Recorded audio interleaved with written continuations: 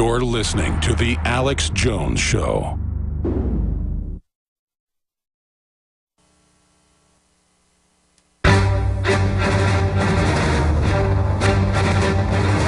Big Brother, mainstream media, government cover-ups. You want answers? Well, so does he.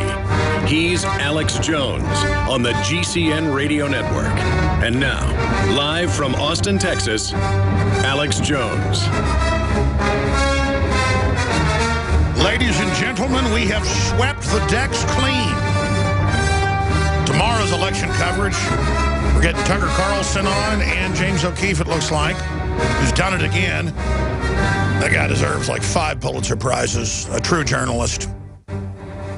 That's a drudge that's coined that term. O'Keefe does it again and again and again and again.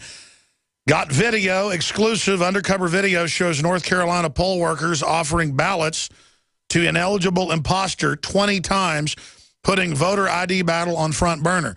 Yeah, O'Keefe caught Democrats in Texas saying we're going to bring illegals in and have them vote. Illinois has introduced a bill that was, well, it's passed their House and Senate. I think it was unanimous in the Senate. We covered it Sunday with David Knight yesterday. That is a ballot initiative to let people vote, quote, from any country of origin who are not citizens. Imagine the boldness of saying, if you can get here, you can vote. It's just over the top crazy, but it'll probably pass. It passed the Illinois Senate unanimously. I'm living in the twilight zone. I know I just keep saying that. I really am. Because I read all this news. I look at it morning, noon, and night. I sit here before the show going through hundreds of articles, just staring at it. It just creates an image, an irrefutable image of people out of control. And you study history, that's what elites do over and over and over again. So we're going to be breaking this down today. You want to talk election? How about we talk about this article out of Politico, Obama readying for lame duck presidency. Obama faces the loss of his rabid fan base. Well, you know what? He's got a veto. He's got his executive orders in his telephone. Stroke of the pen, law of the land, kind of cool, as Bagala said, working for Clinton. And he's got a bunch of people like Mitch McConnell in the Senate, who'll probably be the new leader of the Senate. And he's got people in the House like Boehner. The answer is get rid of Boehner, get rid of Mitch McConnell. McConnell's not as bad as Boehner. Hard to believe that, but it's true. I've looked at their voting records. And get Rand Paul, Ted Cruz types in there. And then we could really start doing things like lowering taxes and watching the economy explode. Getting rid of Obamacare waivers for McDonald's and others. Abolishing Obamacare. Can you imagine what that would do? We're like a boat tied to the dock with the motor going, and we're not going anywhere. We've got to cut the rope. Everything they're doing is to shut the economy down while promising to get it going. It's easy to get the economy going, but under Agenda 21, they don't want us to have any wealth because they say it's bad for the earth. Wealth is not bad for the earth. It's the type of wealth. It's the type of industry. But classical wealth improves the environment. Everybody knows that. Humans, in many cases, make the environment better. Wildlife just flocks to parks and places. And humans turn the desert green. I'm sick of this idea of putting humans down. While the elite fly around in their big jet airplanes and red carpets telling Africans, you can't have a car, you can't have air conditioning. Washington Post says 96% chance Republicans will sweep the Senate. CNN says 95. New York Times says 70%. I don't know what the truth is because undoubtedly there's a massive political realignment happening right now, but there's so much election fraud going on by the Democratic Party nakedly that I don't know what to expect, but it's hard to overpower a landslide. 2014 is everything. It was once said, and I agree with that statement. It is so critical that we reject Obama. Phones today, no guest today. We've got Tucker Carlson on tomorrow, and it looks like James O'Keefe, who's done it again. He's going to be joining us as well. Wow, there's just so much to get into. There's also a lot of Ebola news as Ebola continues to spread across Africa, and Obama said last week he wouldn't be surprised if more cases don't pop up here. And we see reports out of Spain over the weekend that they believe al-Nusra or al-Qaeda or ISIS may try to get infected in Africa with Ebola and bring it to the West. They don't need to do that. We have Obama to do that. And Spain has a government that brought Ebola patients in to spread it successfully. So you don't need Islamicist sleeper cells to bring it in when you have Western governments that are doing it. Here's another headline dealing with that from Breitbart. Singapore requires visas for Ebola-hit African states. Isn't that interesting? AP is also reporting this.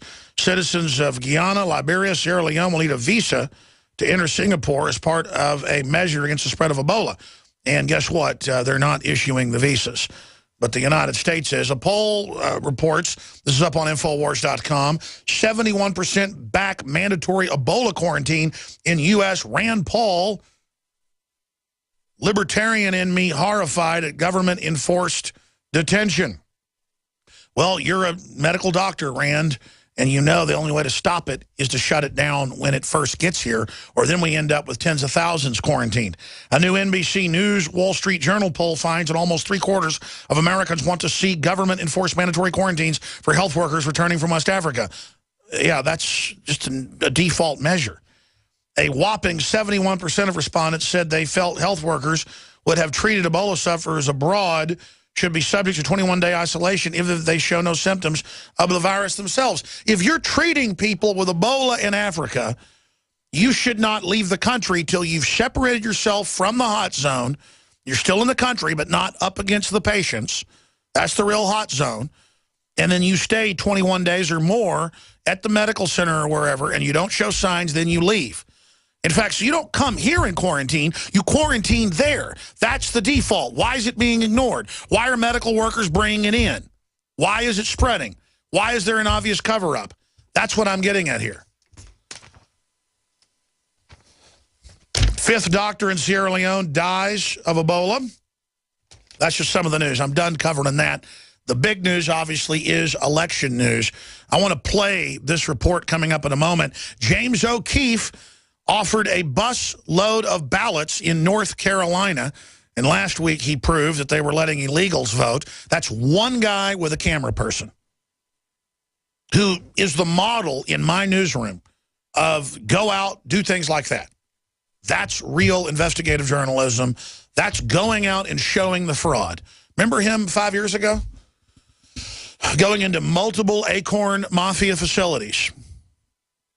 They're mafia, in my view, and saying, hi, I've got sex slaves from Latin America, children. I want to run them as prostitutes on the street. They go, sure, we'll help set up your operation for you. It's quite normal. Just make sure you put them in the public school. That will not arise any, of the government's suspicion.